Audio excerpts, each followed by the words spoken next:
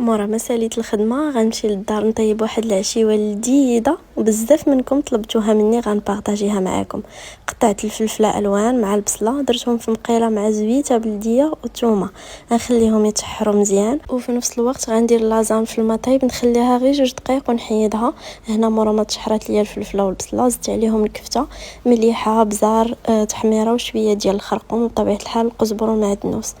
وهنايا جيت كنلعب مع ولدي على ما طابت ليا الكفته وفي نفس الوقت وجدت هاد صوص طوماط شنو فيها مطيشه كبيره محكوكه ومعلقه كبيره ديال سوليس كتعطيني داك اللون الاحمر والعطريه حتى هي عاودتها. وهنا غنصاوب البيشاميل على ما عقدت ليا ديك لاصوص. وهنا المرحله الاخيره غنبدا هكايا كنستف كندير البيشاميل هي الاولى موراها الكفته عاد الفرomاج ولازان من الفوق.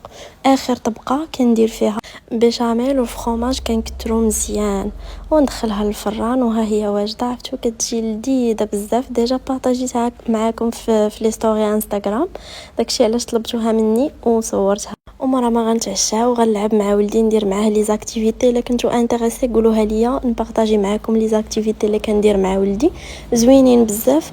وفي نفس الوقت غندير سكين كير ديالي وخليتكم على خير.